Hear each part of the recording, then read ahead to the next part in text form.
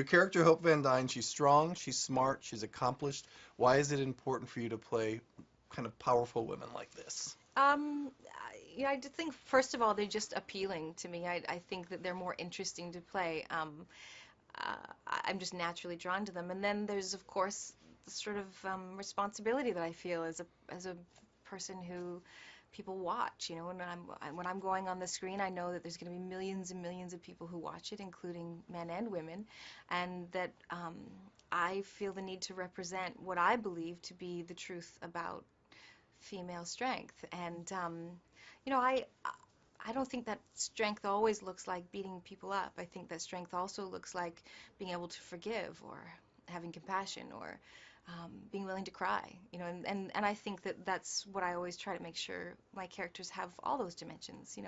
It's a combination of all that. It's nice to hear you thought about it a lot. I like hearing that. Too much, probably. All right, so in this superhero film, what do you think makes your character a relatable one? I think the thing that is most relatable about Hope Van Dyne is that she has daddy issues.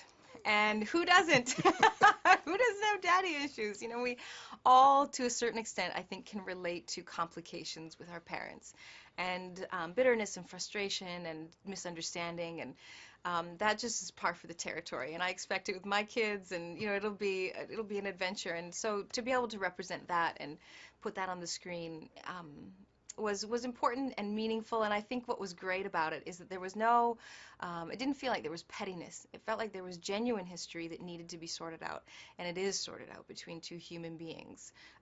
It was very opposite to sort of reality television, what you see going on.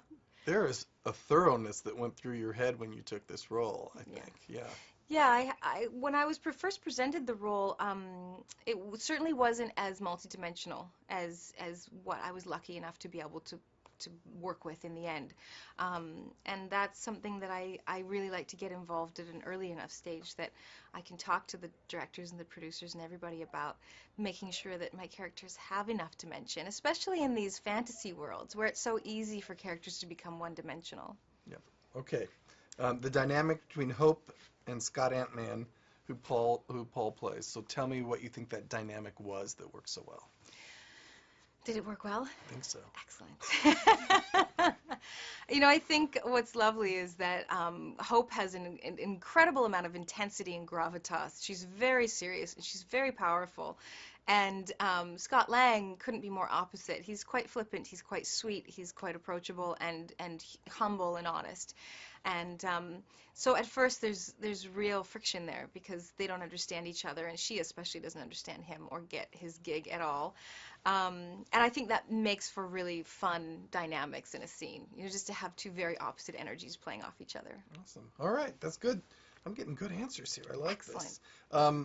I want you to tell me now about your look in the film, and whether or not you had any input in what Hope looked like on camera. I did, kind of a lot. I don't know, maybe too much.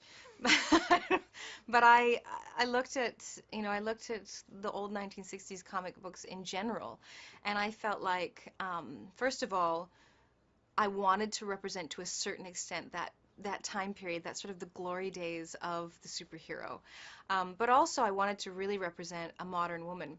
So I specifically chose like a haircut that would be no nonsense, that would represent the sort of shell that she is, and would show that she's a cut and dry kind of person. And it just felt like having a very severe, austere exterior was important for this character who likes to hide all of her truth and her emotions and her hurts deep, deep, deep down inside. Very good. Wow. I love the thought that went into this. I got to keep on my list here. Okay.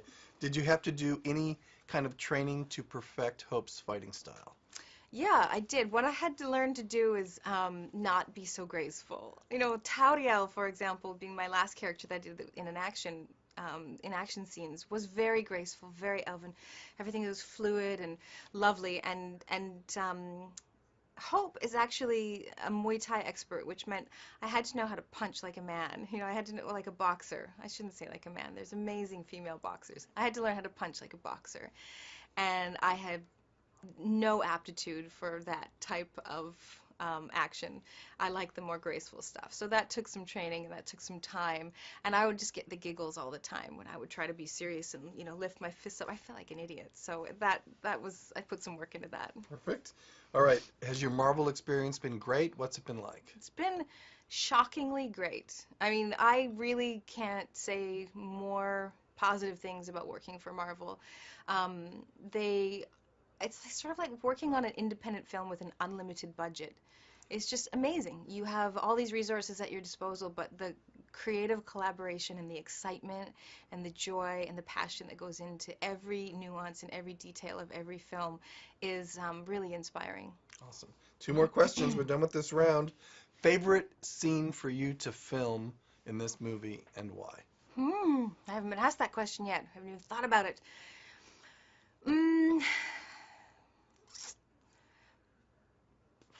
I think it's really hard. Let me just say one of my favorite scenes to film was a very emotional scene between myself and Michael Douglas's character, Hank Pym, who plays my father.